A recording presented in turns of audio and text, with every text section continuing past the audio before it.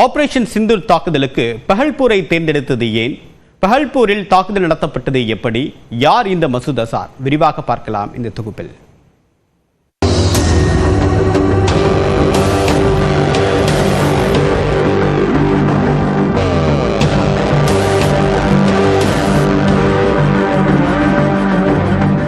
மும்பை நகரம் தாக்கப்பட்டதன் முக்கிய குற்றவாளி, நாடாளுமன்ற தாக்குதலின் காரியகர்த்தா என இந்தியாவின் மோஸ்ட் வாண்டட் டெரரிஸ்ட் பட்டியலில் முதலிடத்தில் இருப்பவர்தான் இந்த மசூத் அசார்.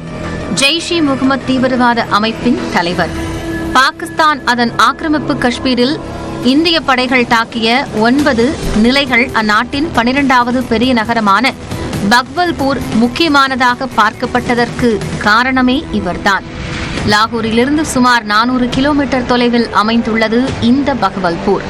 அங்கு உஸ்மான் ஓ அலி வளாகம் என அழைக்கப்படும் ஜாமியா மஸ்ஜித் சுபான் அல்லா என்ற இடத்தை தளமாக கொண்டு ஜெய்ஷ்-இ-முகமது பல ஆண்டுகளாக இயங்கி வருவதாக சொல்லப்படுகிறது.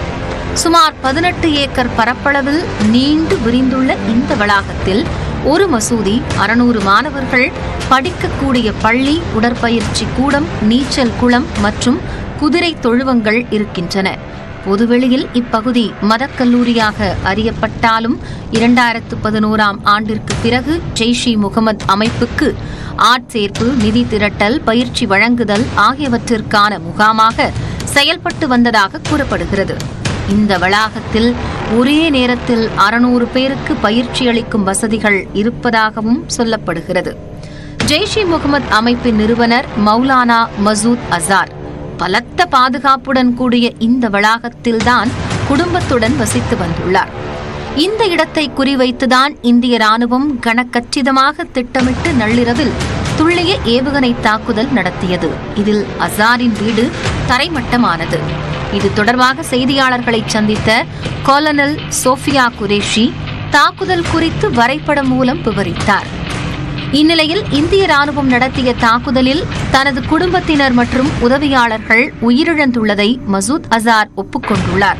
அசாரின் மூத்த சகோதரி மற்றும் அவரது கணவர், அசாரின் மருமகன் மற்றும் அவரது மனைவி, மருமகள் மற்றும் 5 குழந்தைகள் உட்பட 10 பேர் உயிரிழந்துள்ளதாக மசூத் அசார் தனது அறிக்கையில் தெரிவித்துள்ளார்.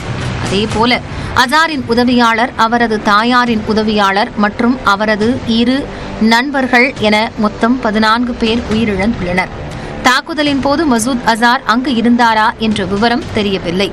பகவல்பூர் மட்டுமின்றி கைபர் பக்துன்பா, லக்கி மார்பட் பகுதியிலும் மசூத் அசாருக்கு வீடுகள் உள்ளதால் தாக்குதலின் போது அவர் எங்கே இருந்தார் என்பது உறுதியாகவில்லை.